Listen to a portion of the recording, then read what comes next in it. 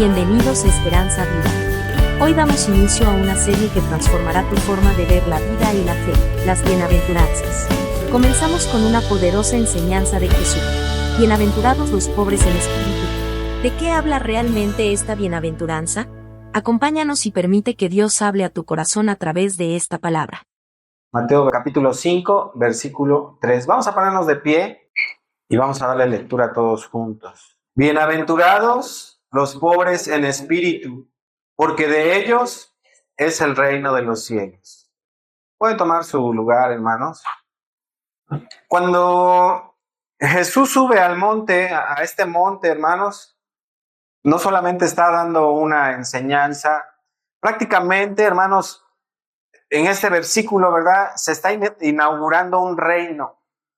Sí, el sermón que pronunció en aquella ladera no fue un discurso ético, ni tampoco fue un código moral, sino que fue la proclamación de una nueva forma de vida bajo el gobierno de Dios. La multitud que lo escuchaba no eran nobles, no eran líderes religiosos. ¿Qué tipo de gente era la que estaba con Jesús en esos momentos? Eran pescadores, eran enfermos, marginados, pecadores, hombres y mujeres cansados de una religión que exigía, pero que no sanaba, de una ley que señalaba, pero que no restauraba. Y entonces Jesús abre su boca y declara una palabra que nadie esperaba. Bienaventurados los pobres en espíritu, porque de ellos es el reino de los cielos. Así comienza el sermón más importante de la historia, el Sermón del Monte. La palabra bienaventurados en griego es makarioi. Makarioi, hermanos, significa dichosos, felices, afortunados, bendecidos por Dios. Eso es lo que significa makarioi. Pero la pregunta aquí, hermanos, es lo que sigue, ¿verdad? ¿Cómo pueden ser felices quiénes? ¿Los pobres? ¿Felices o bendecidos los que no tienen? ¿Afortunados los vacíos? Sí, ¿verdad? Pero no cualquier pobreza. No se trata de pobreza económica, sino de una pobreza espiritual. De quienes reconocen su quebrantamiento interno, su necesidad de Dios, su incapacidad de salvarse a sí mismo. Y esa es la primera gran paradoja del reino. El mundo dice, bienaventurados los autosuficientes. Sin embargo, Jesús dice, bienaventurados los que dependen de Dios. El mundo dice, felices los fuertes. El Señor Jesús dice, felices los humildes. El mundo exalta al que brilla, pero Jesús corona al que se rinde a Él. Vivimos en una cultura, hermanos, que nos enseña a aparentar plenitud, a parecer exitosos, a proyectar seguridad, a disimular debilidades, a hablar de logros, pero no de fracasos. Incluso en la vida cristiana muchas veces caemos en esa trampa, ¿verdad? Creemos que tenemos que demostrar algo para ser aceptados. Debo orar más, debo cambiar primero, debo de ser más santo. Pero el punto de partida, hermanos, del reino no es el rendimiento, sino la rendición. No se trata de cuánto hacemos, sino de cuánto reconocemos que sin Dios no podemos. Jesús no dijo bienaventurados los sabios, no dijo bienaventurados los cumplidores, los fuertes, sino los pobres en espíritu. Porque solamente el que está vacío puede ser lleno. ¿Cómo puede entrar, hermanos, el agua fresca, verdad, a un vaso que ya está lleno de orgullo? ¿Cómo puede entrar la gracia si el corazón ya está ocupado por la autosuficiencia? ¿Cómo puede entrar al reino si el alma no ha cedido al trono? Ser pobre en espíritu, hermanos, no es despreciarte, es reconocer la verdad sobre ti mismo delante de Dios. Y esa verdad es: Señor, te necesito. Y vamos a ver qué dice el Salmo 34, versículo 18.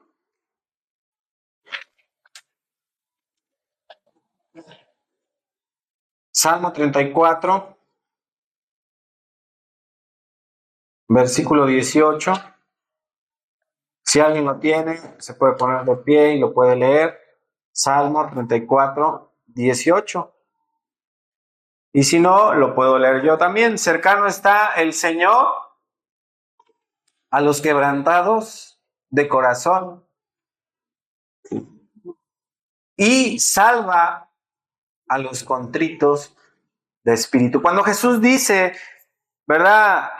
En el versículo base que estamos leyendo, que es Mateo 5:3, porque de ellos es el reino de los cielos, está haciendo una afirmación revolucionaria, ¿sí? Algo que va en contra de lo que el mundo siempre ha creído. Los religiosos del tiempo de Jesús creían que el reino era para los que cumplían la ley, para los que ayunaban rigurosamente, para los que daban limosnas públicamente, para los que se consideraban justos. Pero, hermanos, Jesús rompe ese esquema y él dice que el reino no se gana, el reino se recibe. Y solamente lo recibe ¿quién? Aquellos que reconocen que no lo merecen. Isaías 66:2 dice: a este miraré, al que es pobre y humilde de espíritu, y que tiembla a mi palabra. Hermano, hermana, si no reconoces tu pobreza espiritual, entonces no puedes entrar al reino.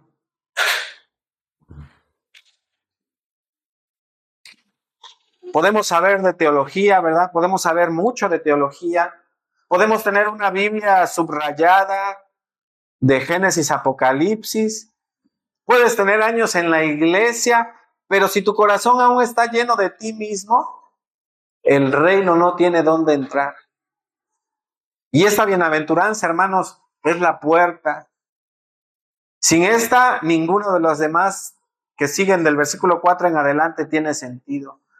No puedes llorar por tu pecado si no reconoces que lo tienes. No puedes tener hambre de justicia si tú te crees justo. No puedes ser misericordioso si aún no has recibido de su misericordia. Cristo no vino a llenarnos de una religión, hermanos. Vino a vaciarnos de nosotros mismos para llenarnos de Él. Y ese proceso comienza cuando tu alma se quiebra, cuando tú ¿verdad? En tu intimidad con Él, le dices: Señor, no tengo con qué salvarme, no tengo fuerzas. Ya no puedo más, me decía mi esposa en la mañana, ya no puedo más. No tengo poder para cambiarme. Y solo tú, Señor, puedes hacerlo. Y ahí, hermanos, en ese momento de rendición, el cielo se abre, la gracia desciende y el reino entra en tu corazón. Este es el mensaje, hermanos, con el que Jesús inaugura su reino. Bienaventurados los pobres en espíritu. Es un mensaje, hermanos, que, como ya decía yo, contradice la lógica humana, pero revela la sabiduría divina. Es un mensaje que nos confronta, pero también nos consuela. Porque no se necesita ser sabio, ni santo, ni perfecto, solamente se necesita rendirse ante Él. Y a quienes se rinden, Jesús les dice, ¿verdad? De los tales es el reino de los cielos. Ahora, hermanos, ¿qué entendemos, verdad? Ahora que ya entendemos el significado profundo de esta primera bienaventuranza, y que Jesús nos llama bienaventurado al que tiene, no llama bienaventurado al que tiene, sino al que carece. al que se vacía, al que se rinde, surge una pregunta esencial. ¿Qué es lo que caracteriza a alguien que es verdaderamente pobre en espíritu? ¿Por qué el Señor Jesús les dice bienaventurados? ¿Cómo es ese corazón que Jesús aprueba? ¿Cómo se ve? ¿Cómo vive? ¿Cómo responde? ¿Sí? Pensemos en este título: bienaventurados los pobres en espíritu. Y la primera característica es porque reconocen su verdadera condición. ¿Por qué son bienaventurados los pobres en espíritu, hermanos? A ver si lo pueden repetir. Porque reconocen su verdadera condición. Una vez más, ¿por qué son bienaventurados los pobres en espíritu? Porque reconocen su verdadera condición. Cuando Jesús comienza este sermón, hermanos, no lo hace con un llamado a la acción, ni tampoco con un mandamiento, ni con una corrección. Empieza con una declaración de bendición. Una afirmación que parece contradictoria al sentido común. Bienaventurados los pobres en espíritu. Ese es el primer escalón. ¿Sí? Es el primer peldaño en la escalera del reino. ¿Qué quiere decir esto? No hay crecimiento espiritual si no se comienza con este primer escalón. Jesús no dice bienaventurados los capaces, bienaventurados los justos o los exitosos, sino los pobres en espíritu. ¿Por qué? Porque este es el único tipo de persona que puede recibir lo que el reino ofrece. Y la vida, ¿verdad? La vida del creyente, la vida cristiana no comienza con logros, sino con un quebrantamiento. Este es el umbral, la puerta de entrada, el punto cero de la transformación espiritual. Muchos quieren saltar esta etapa. Quieren servir, pero no quieren rendirse. Quieren autoridad, pero no humillación. Quieren plenitud, pero no se quieren vaciar primero. Pero Jesús lo deja claro: si no reconoces tu necesidad, entonces no puedes avanzar. ¿Sí? Porque de ellos es el reino de los cielos. Es decir, nadie entra al reino por orgulloso, solamente por gracia, y la gracia solamente fluye hacia los humildes. Este verso no es solamente el comienzo de las bienaventuranzas, es la base de toda vida espiritual. Esta es la primera bienaventuranza, no por accidente, hermanos, sino por intención divina. Jesús comienza su sermón más importante con esta declaración, porque ninguna otra virtud cristiana puede florecer sin esta base. Entonces, todo empieza, hermanos, cuando el alma reconoce, ¿verdad? Señor, te necesito. Sin ti nada soy. El pobre en espíritu es aquel que ha dejado de pretender, que ya no confía en sus méritos, ni en su moralidad, ni en su religión. Es alguien que ha sido desarmado por la luz de Dios. Ahora, hermanos, ¿qué significa ser pobre en espíritu? Es fundamental entender esta parte, pobre en espíritu, porque muchas veces es malinterpretada. Pobre en espíritu no significa tener baja autoestima. Pobre en espíritu no significa ser débil de carácter. No significa andar cabizbajo o despreciarse a sí mismo. Significa reconocer con honestidad que sin Dios estamos espiritualmente arruinados. Es un diagnóstico interno, profundo, espiritual. Jesús no está hablando aquí, hermanos, de pobreza material, sino de pobreza espiritual. La palabra pobres es de vocablo griego que significa tokoi. Tokoi describe a alguien completamente indigente, un mendigo, alguien que no tiene nada. No se trata, hermanos, de un pobre que tiene poco, ¿verdad? Porque hay pobres que a lo mejor tienen un poquito, sino de alguien que no tiene nada y lo sabe. Ser pobre en espíritu, entonces, hermanos, significa reconocer que no tenemos nada que ofrecerle a Dios. Aceptar que dependemos completamente de su misericordia. Abandonar toda autosuficiencia espiritual. Lucas capítulo 18, hermanos. En este pasaje de Lucas, Jesús nos muestra a dos hombres orando en el templo. Y uno dice que dice la palabra que uno era fariseo y que éste llegaba, ¿verdad? Y se iba hasta delante del templo y ahí delante del templo empezaba a enumerar cada uno de sus logros, de sus méritos. Y había otro, hermanos, otro personaje llamado el publicano, y este se quedaba hasta atrás del templo.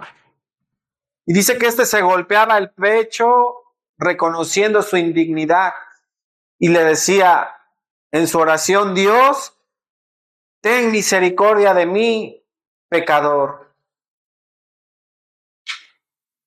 Y Jesús en este pasaje, hermanos, dice que fue el publicano quien descendió justificado. Este hombre, hermanos, era pobre en espíritu, no se acercó a Dios exigiendo. ¿Sí? ¿Cómo se acercó este publicano, hermanos? Pidiendo ¿qué? Misericordia, ¿verdad? Y eso es lo que Dios bendice. El orgullo, hermanos, es el mayor enemigo del reino. Desde el jardín del Edén hasta el día de hoy, el corazón del ser humano quiere ser su propio Dios. Apocalipsis capítulo 3, versículo 17 dice, tú dices yo soy rico y no sabes que tú eres un desventurado, miserable, pobre, ciego y desnudo. Una persona orgullosa, hermanos, no necesita un salvador, necesita reconocimiento. Pero el reino, hermanos, no es para los autosuficientes, es para los que se rinden. Un pastor compartió una historia y dice, un día quise llenar un vaso, pero estaba lleno de piedras. Intenté verter agua, pero no cabía casi nada. Entonces tuve que vaciarlo por completo para poder llenarlo. Hermanos, así pasa en nuestras almas mientras nosotros estemos llenos de orgullo, autosuficiencia, ego. No hay lugar para Dios.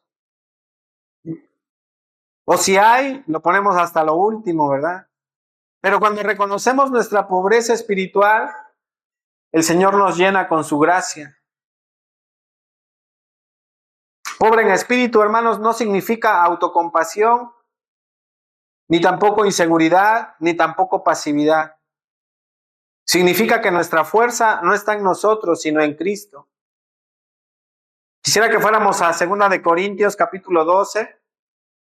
2 de Corintios 12, 9.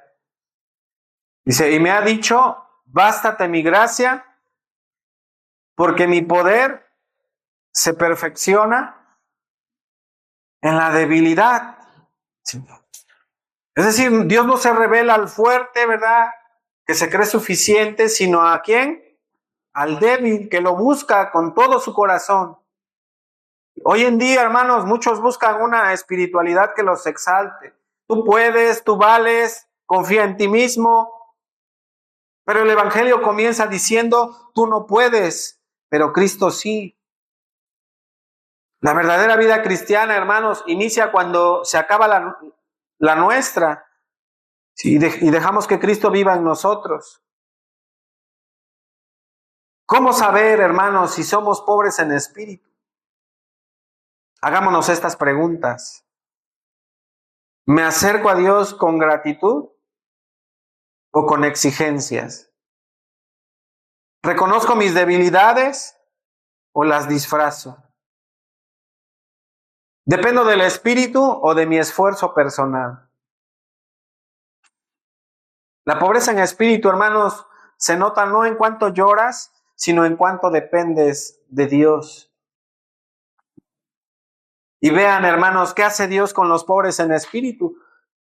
Dice Isaías 66:2, aquel miraré, al que es pobre al que es pobre y humilde de espíritu y que tiembla a mi palabra.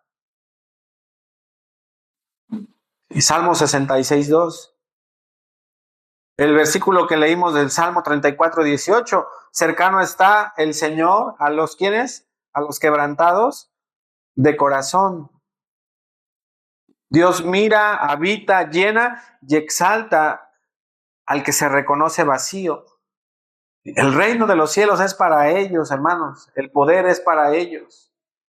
La comunión con Dios es para ellos. Y así comienza, hermanos, el reino de los cielos. No con esfuerzo, ¿verdad? Sino con reconocimiento. Reconocer que no podemos delante de Dios. Dios no busca a los que vienen con logros, sino a los que vienen con las manos vacías. El pobre en espíritu no se gloría en sí mismo, sino en el Dios que salva al humilde. Bienaventurados los pobres, en segundo lugar, hermanos, porque se abren a la gracia de Dios. Por eso son bienaventurados. Sí. No solamente la pobreza espiritual revela una necesidad, también abre una puerta. Cuando una persona reconoce su vacío delante de Dios, no queda estancada en el dolor, en la vergüenza, sino que se posiciona para recibir lo que solamente Dios puede dar. Y eso se llama gracia. La pobreza espiritual, hermanos, no es el fin del camino, es el comienzo de algo glorioso. No se trata de vivir lamentándose, sino de vivir abiertos a una obra divina que nos transforma desde adentro. Dice Efesios 2:8, porque por gracia sois salvos, por medio de la fe. Esto significa, hermanos, que no nos salvamos porque nosotros buscamos a Dios, ni porque cambiamos nuestra conducta, sino porque Dios se inclinó hacia nosotros y nosotros no le resistimos. Y aquí está el punto central. El orgulloso, hermanos, resiste la gracia. El ignorante la desprecia y el pobre en espíritu la abraza. La gracia es como la lluvia. Si cae del cielo, es gratis, es para todos, es abundante, pero solamente la recibe el terreno que se ha abierto. El suelo endurecido la repele, el corazón humilde la absorbe. Ayer nos agarró la lluvia en el centro de Morizaba y mi niña me decía, se arruinó el día y que no sé qué. Le digo, no, la lluvia es bendición, le decía yo. Los campos se riegan y por eso tenemos frutas. Hay lugares en donde necesitan agua y no tienen. Y desiertos en donde quisiera alguien tener un poco de agua y no tienen. Y mira, nosotros tenemos en abundancia. Hermanos, la pobreza espiritual abre el alma como la tierra que ha sido quebrada por el arado. Y allí, hermanos, es donde el cielo derrama su favor. Cuando una persona reconoce su pobreza espiritual, su total incapacidad para agradar a Dios por sí misma, algo poderoso ocurre dentro de nosotros, nos volvemos receptivos. El alma vacía entonces está lista para ser llena. La pobreza espiritual no solamente es la puerta de entrada al reino, sino que también es la llave que abre el corazón a la gracia de Dios. Esta bienaventuranza, hermanos, nos enseña que la plenitud comienza en el vacío. ¿Queremos estar plenos, hermanos? Hay que vaciarnos. ¿Qué es la gracia? Gracia no solamente es el favor inmerecido de Dios, es su acción sobrenatural en nosotros para salvarnos, para sostenernos y para transformarnos. Eso es la gracia. Dice Efesios 2:8, porque por gracia sois salvos por medio de la fe, y esto no de vosotros, es don de Dios, es un regalo de Dios. La gracia no es un adorno teológico, hermanos, es el milagro de Dios dando lo que no merecemos, ¿verdad? A quienes no tienen con qué comprarlo. Y solamente quienes, hermanos, los pobres en espíritu, son los que pueden recibirla sin resistirla. Una de las verdades más contundentes del Nuevo Testamento es esta. Santiago capítulo 4, versículo 6 dice, Dios resiste a los soberbios y da gracia a los humildes. El orgulloso levanta muros contra la gracia, pero el pobre en espíritu, ¿verdad?, crea esa entrada. Sí, da esa entrada. ¿De qué manera el orgulloso espiritual, ¿verdad?, levanta esos muros? Cuando dice, yo sé lo que hago. Yo ya cambié, yo no necesito ayuda. Mi fe es suficiente. Yo no soy tan malo como otros. Pero, hermanos, esa autosuficiencia es veneno para el alma. Porque esta impide que Dios actúe dentro de nosotros. Dios no puede llenar lo que ya está lleno de sí mismo. Proverbios capítulo 16, versículo 18 dice que antes del quebrantamiento es la soberbia. Sí, el pobre en espíritu, en cambio, derriba esos muros, ¿verdad? Se postra y se vuelve a tierra fértil para la obra de Dios. La gracia humilla al que quiere ganar su salvación. Le dice que nada de lo que hace lo hace merecedor del cielo. Y que solamente puede entrar a él rendido, ¿verdad? Vacío, como un mendigo que extiende la mano pidiendo. Imagínense esa escena, hermanos. Y si es por gracia, entonces ya no es por obras. De otra forma, ¿verdad?, la gracia ya no es gracia. Cuenta una historia de un joven que al graduarse esperaba que su padre le regalara un coche. En la ceremonia, el padre le entregó una caja con una Biblia y el hijo, enojado, no quiso recibirla y se marchó. Años después, al enterarse de la muerte de su padre, regresa a su casa y allí encontró aquella Biblia que le había regalado su padre, intacta, sin abrir, y con lágrimas en sus ojos la abre y entre las páginas, hermanos, encontró un cheque firmado por su padre con el monto exacto para el auto. El regalo estaba allí, ¿verdad? El regalo estuvo allí todo el tiempo, solo había que aceptarlo. Así es la gracia, hermanos. Muchos la rechazan porque no viene en el empaque que esperan. El religioso le dice a Dios, ¿qué tengo que hacer? El orgulloso le dice, ¿verdad?, yo no necesito perdón. Pero el pobre en espíritu dice, gracias Señor, porque sin ti estoy perdido. Isaías 55:1 dice, a todos los sedientos, venid a las aguas. Al que no tiene dinero, venid, comprad sin dinero. Dios no está buscando, hermanos, a los capaces, sino a los disponibles, a los que reconocen su pobreza espiritual, ¿verdad? Y a estos, hermanos, no solamente reciben el perdón, también reciben una nueva identidad como hijos, nueva fuerza para vivir en santidad, nueva esperanza para los días oscuros, nueva visión para servir a otros. La gracia no es pasiva, hermano. Es una fuerza transformadora dentro de nosotros y solamente actúa en esos corazones quebrantados. Pedro, lleno de confianza, ¿verdad? Una confianza propia, Probablemente pues se creía porque había estado con el maestro durante 3 años. Le dice al Señor, aunque todos te abandonen, yo no lo haré. Pocas horas después, hermanos, ¿qué hizo Pedro? Negó a Jesús 3 veces.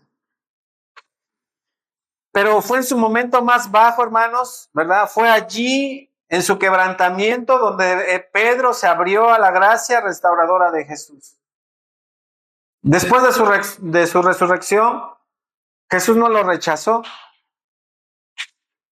¿Qué hizo Jesús? Lo restauró con amor. No porque lo mereciera, sino porque estaba vacío de sí mismo y porque estaba dispuesto a ser lleno de Cristo. ¿Qué pasa, hermanos, cuando nos abrimos a la gracia?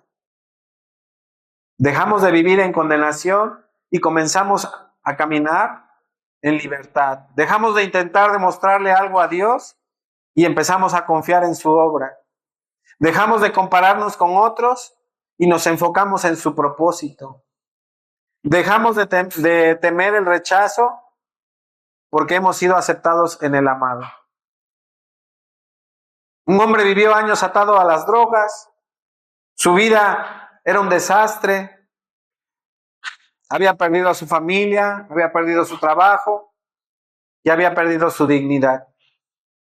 Un día al borde del suicidio cayó de rodillas y clamó a Dios, sin más palabras, ¿verdad? Solamente dijo, Señor, sálvame. Fue en ese momento, hermanos, cuando ya no tenía nada que ofrecer, que la gracia lo alcanzó. Dios no necesitaba su cambio previo, solamente su rendición. Hoy en día, hermanos, es un pastor que ayuda a otros adictos y dice, Dios no me salvó porque me lo gané, Dios me salvó porque me rendí. La gracia de Dios, hermanos, no entra por la puerta del mérito, sino por la ventana de la humildad. Y esa ventana, hermanos, solamente se abre cuando el alma reconoce su bancarrota y se rinde. El pobre en espíritu, hermanos, no solamente es consciente de su vacío, es el primero en ser llenado porque Dios, ¿verdad?, da más de lo que muchas veces pedimos. En tercer lugar, hermanos, y por último, bienaventurados los pobres en espíritu, porque heredan el reino de los cielos. Es la parte final del versículo 3 de nuestro pasaje base. Bienaventurados los pobres en espíritu, porque de ellos es el reino de los cielos. Jesús, hermanos, no promete fama, no promete éxito, no promete riquezas terrenales a los pobres en espíritu. Les promete algo mucho mayor, que es el reino de los cielos. Y no dice, hermanos, no dice será de ellos, ¿verdad? ¿Cómo dice el versículo? Porque de ellos es el reino. Es presente, hermanos. Es una posesión actual, es identidad y es realidad viva. Los pobres en espíritu no solamente entran al reino, sino que lo poseen.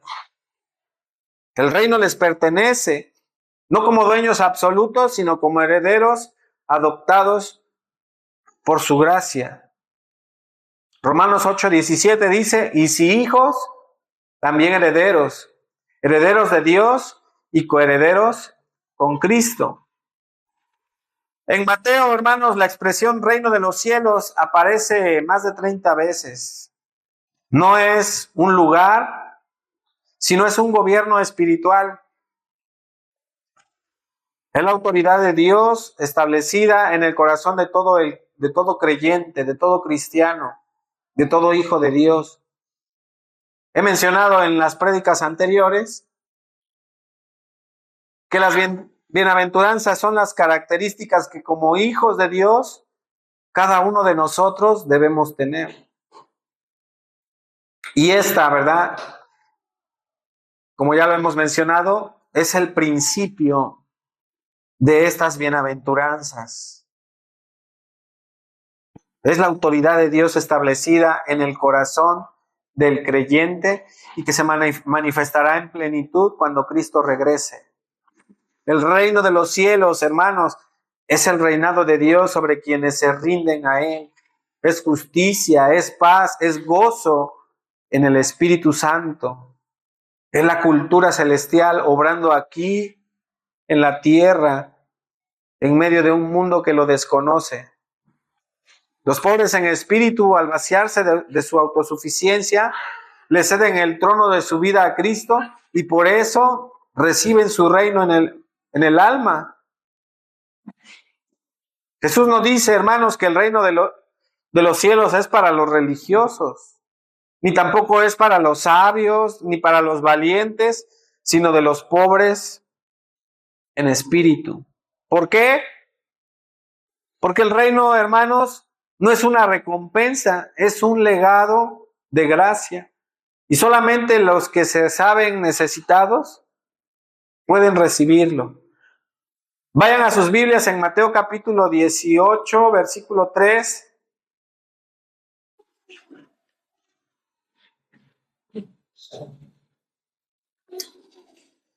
Dice este versículo, ¿verdad? Dice, si no os volvéis y os hacéis como niños, no entraréis en el reino de los cielos. ¿Por qué como niños, hermanos? Porque un niño es dependiente, un niño depende de sus padres, confía, ¿verdad? Confía en sus padres. Así también el pobre en espíritu no busca gobernarse a sí mismo, sino ser gobernado por Dios. En nuestra cultura, hermanos, ser pobre es una desventaja, ¿sí? En todos los aspectos. Ser pobre es una desventaja en nuestra cultura. Pero en el reino de Dios, hermanos, la pobreza espiritual es una cualidad fundamental. Sí, el mundo admira la autoconfianza, la autosuficiencia, la independencia, pero Dios bendice a los que dicen, Señor, sin ti no puedo gobernar mi vida. Dios escogió lo necio, lo débil, lo vil, lo despreciable, para que nadie se jacte en su presencia. Los pobres en espíritu no tienen con qué presumir y por eso Dios los viste con su reino. Una nueva identidad, ¿verdad? Es lo que heredan los pobres en espíritu, una nueva identidad. Ya no son esclavos del pecado ni víctimas del pasado, ahora son hijos del Rey. Una nueva ciudadanía. Ya no pertenecen a este mundo, son embajadores del cielo. Un nuevo propósito, ya no viven para sí mismos, sino para extender el reino. Una nueva esperanza, ¿verdad? Lo que el mundo les niega, Dios se los da en abundancia espiritual. El Señor les dice, ¿verdad? No temáis, manada pequeña, porque a vuestro Padre le ha placido daros el reino. Un hombre millonario y sin hijos decidió adoptar legalmente a un joven huérfano. Ese joven no tenía nada, no tenía herencia, no tenía nombre, no tenía casa, ¿verdad? Pero al firmar el documento de adopción, hermanos, todo cambió. Ese mismo día pasó de la pobreza total a ser el dueño legal del patrimonio del Padre. Así ocurre con nosotros, hermanos. No lo merecíamos, no teníamos con qué comprarlo, pero por gracia Dios nos hace coherederos del reino junto con Cristo. Muchos creyentes viven como mendigos espirituales. Cuando ya son herederos del reino, se sienten inseguros, viven en condenación, no se sienten dignos de orar, de servir o de ser usados. Pero Jesús dice, de ti es el reino, porque reconociste tu necesidad. Hermanos, Dios no quiere cristianos orgullosos, pero tampoco quiere cristianos que caminen como huérfanos. Quiere hijos, quiere hijas, ¿verdad? Que en su humildad reciban con gozo la autoridad, la identidad y la herencia que Él da. El reino, hermanos, es ya, pero todavía no en plenitud. ¿Sí? Va a llegar un momento en el que esto va a ser pleno, pero mientras, hermanos, ya tenemos autoridad espiritual, tenemos acceso al trono de la gracia, tenemos la guía del Espíritu, tenemos la paz interior, tenemos la victoria sobre el pecado. Todavía no hemos recibido la manifestación gloriosa del reino, ¿verdad? La consumación de todas las promesas. Pero, hermanos, los pobres en espíritu viven confiados ahora y esperan con gozo lo que viene. El apóstol Pablo le escribe a Timoteo en su segunda carta, capítulo 4, versículo 8, y le dice: me está guardada la corona de justicia. Los pobres en espíritu, hermanos, no son personas débiles, son personas rendidas, y por esa rendición Dios los llena con su reino. No son mendigos frente al cielo, son herederos del trono. No son sombras en el mundo, son luces que reflejan al Rey. La bienaventuranza que hoy estamos viendo dice, ¿verdad? Bienaventurados los pobres, porque de ellos es el reino de los cielos. No dice serán consolados, ¿verdad? No dice bienaventurados los pobres porque ellos serán consolados. No dice bienaventurados los pobres porque ellos verán a Dios. Dice de ellos es el reino. Aquí, ahora, eternamente.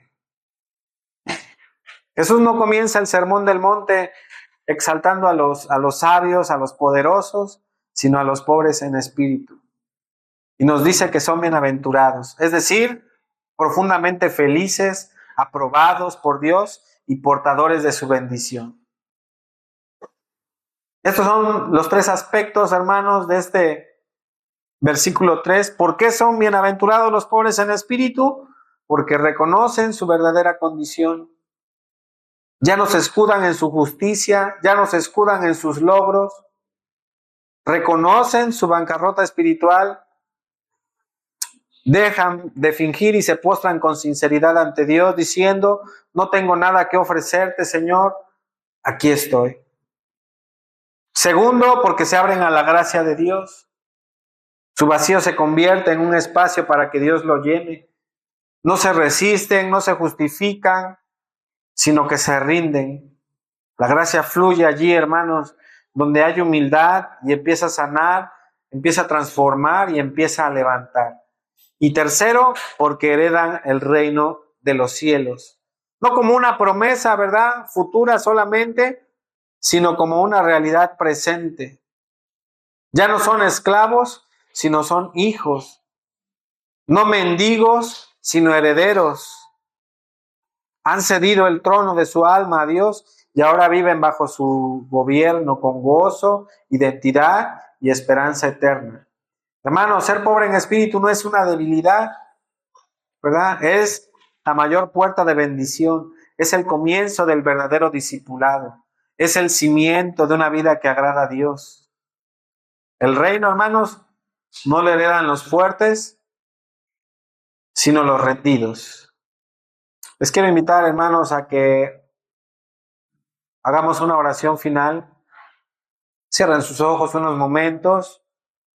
Vamos a orar. Vamos a dar gracias a Dios por su palabra.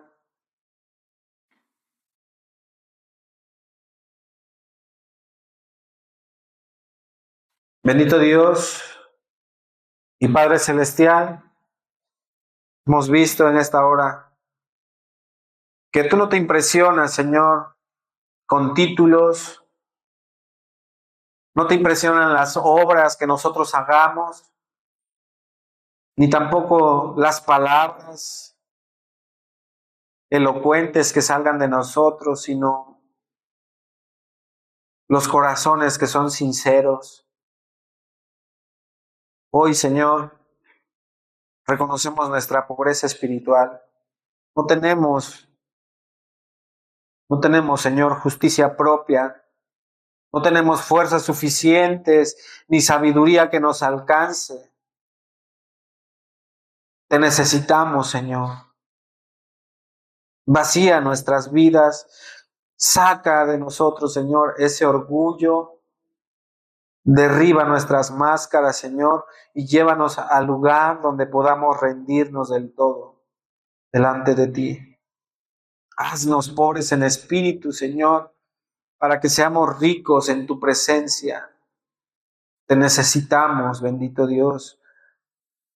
Haznos vacíos de nosotros, Señor, para que tú puedas llenarnos con tu gracia. Gracias, Padre, porque no nos rechazas en nuestra debilidad, sino por acercarnos con amor.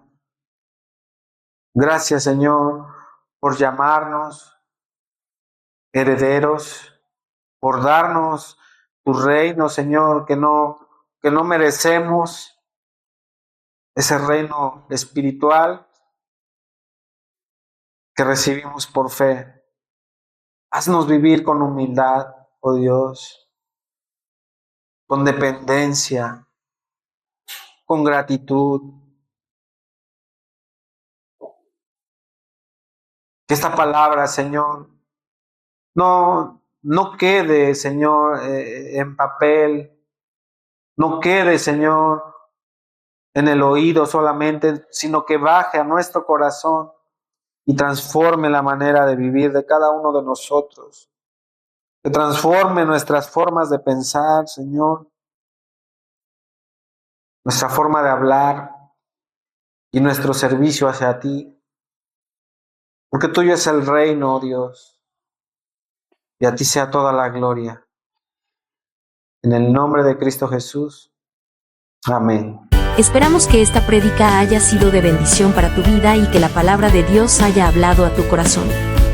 Si este mensaje edificó tu fe, compártelo con tus familiares y amistades para que más personas puedan escuchar esperanza a través de la palabra.